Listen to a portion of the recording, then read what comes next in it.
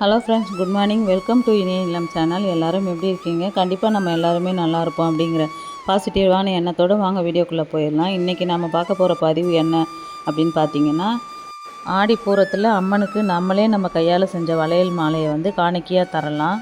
நீங்களும் ரொம்ப ஈஸியாக கற்றுக்கலாம். இதை நான் எப்படி கட்டினேன் அப்படிங்கிறத பற்றி தான் இந்த வீடியோவில் நான் வந்து உங்கள்கிட்ட ஷேர் பண்ண போகிறேன். அதுக்கு முன்னாடி ஆடி பூரம்னா என்ன, ஏன் வந்து இதை வளையல் மாலை அணிவித்து நம்ம வந்து அம்மனுக்கு வந்து சிறப்பாக கொண்டாடுறோம் அப்படிங்கிறத பற்றி பார்க்கலாம். ஆடி மாதம் பூர நட்சத்திர நாளில் ஆண்டாளும் அம்பிகையும் அவதரித்த நாள்னு சொல்கிறாங்க. நம்மளோட கஷ்டங்களை தீர்க்கறதுக்காக தான் அவங்க வந்து பூமிக்கு வந்தாங்க அப்படின்னு ஒரு ஐதீகம் இருக்குது. இந்த வளையல் மாலையை அம்மனுக்கு அணிவிக்கிறதுனால என்னென்ன பலன்கள் அப்படின்னு பார்த்தோம்னா, குழந்தை பேறு கிடைக்கும், திருமணம் ஆகாதவங்களுக்கு திருமணம் ஆகும், வளையல் ஓசை கேட்குற இடத்துலெல்லாம் வறுமையும் பிணியும் பறந்து ஓடிடுமா, அந்த மாதிரி ஒரு ஐதீகமும் இருக்குது. அதனால் நம்ம கையாலேயே இந்த வளையல் மாலையை தொடுத்து நம்ம அம்மனுக்கு போடுறப்ப அகிலம் காக்கும் அம்பாலோட அருள் வந்து நமக்கு பரிபூர்ணமாக கிடைக்கும் அப்படின்ற ஒரு நம்பிக்கையோடு நானும் இந்த வருஷம் என் கையாலேயே இந்த மாலையை கட்டி கோயிலில் வந்து காணிக்கையாக அம்மனுக்கு வந்து செலுத்த போகிறேன். வாங்க ஈஸியாக எப்படி வளையல் மாலை வந்து ரெடி பண்ணலான்னு அப்படின்னு பார்க்கலாம். இது வந்து யார் வேணாலும் ட்ரை பண்ணலாம். பூ கட்டுற மாதிரி மாடல் தான் இது. இது கட்டுறதுக்கு எல்லோ கலர் உள்ள நூல் தான் நான் வந்து வாங்கிக்கிட்டேன். இது ரெட்டை வர்ற மாதிரி வந்து ஒரு குறிப்பிட்ட லென்த்துக்கு வந்து நான் கட் பண்ணி எடுத்துக்கிட்டேன். உங்களுக்கு வளையல் மாலை எந்த அளவுக்கு வேணுமோ அந்த அளவுக்கு நீங்கள் வந்து கட் பண்ணி ரெட்டையாக வந்து எடுத்துக்கோங்க. அப்போ தான் வந்து மாலை வந்து ஸ்ட்ராங்காக இருக்கும். ரெண்டு பக்கமும் ஒரு ஜான் விட்டு ஒரு நாட் ஒன்று போட்டுக்கோங்க. அப்போ தான் பின்பக்கமாக வந்து கட்டுறதுக்கு வந்து ஈஸியாக இருக்கும் உங்களுக்கு. நான் வந்து இன்றைக்கி ரெண்டு வளையலாக எடுத்துக்கிட்டேன். மெரூன் கலரும் சாண்டல் கலரும் கலந்து போட்டால் அழகாக இருக்கும் அப்படின்னு என்கிட்ட இருந்த வளையல் தான் இது. உங்கள்கிட்ட என்ன கலரில் இருக்கோ அந்த வளையலை வந்து நீங்கள் வந்து செலக்ட் பண்ணி எடுத்துக்கோங்க.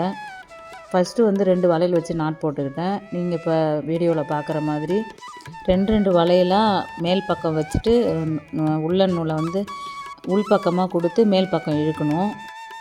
இப்போ பாருங்கள், இந்த 2 வளையலை வந்து உள்ளன் நூலுக்கு மேலே வச்சுட்டு உள்பக்கமாக வந்து மேல் நோக்கி வந்து உள்ளன் நூலை வந்து இழுக்கிறேன். அவ்வளோதான். நல்லா டைட் பண்ணிக்கணும், டைட்டாக பிடிச்சிக்கணும். ரெண்டாவது ஒவ்வொரு நாட் போடும்போதும் நல்லா டைட் பண்ணிக்கணும், லூஸ் விடவே கூடாது.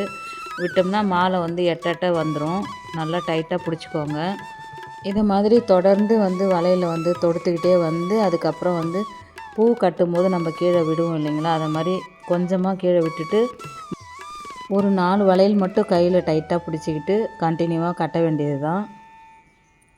ஆரம்பத்தில் கட்டுறப்ப எனக்குமே அந்த லூஸ் வந்துக்கிட்டே தான் இருந்தது, டைட் பண்ண வரவே இல்லை. தொடர்ந்து 2-3 முறை கட்டி பார்த்தப்ப எனக்கு வந்து கரெக்டாக வந்துருச்சு. நீங்களும் அதை மாதிரி ட்ரை பண்ணுங்கள். ரொம்ப ஈஸி தான். ஃபஸ்ட் டைம் செய்கிறப்ப கொஞ்சம் ரொம்ப கஷ்டமாக தெரிகிற மாதிரி இருக்கும். கற்றுக்கிட்டோன்னு வச்சுக்கோங்களேன், இதை விட ஈஸியான மெத்தட் எதுவுமே கிடையாது.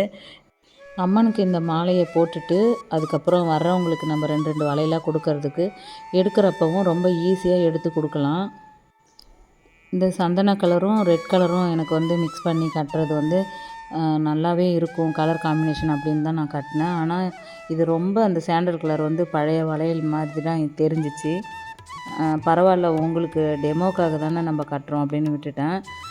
ப்ளைன் வளையல்லே மஞ்சள், பச்சை, சிவப்பு இந்த கலர் காம்பினேஷனில் எல்லோ கலர் உள்ள நூலில் கட்டுறப்ப இன்னுமே சூப்பராக இருக்கும். அது மட்டும் இல்லை, வெறும் ரெட் கலரில் வந்து டாட்டாக வச்ச கண்ணாடி வளையல் அதை விட இன்னும் அழகாக இருக்கும் பார்க்குறதுக்கு.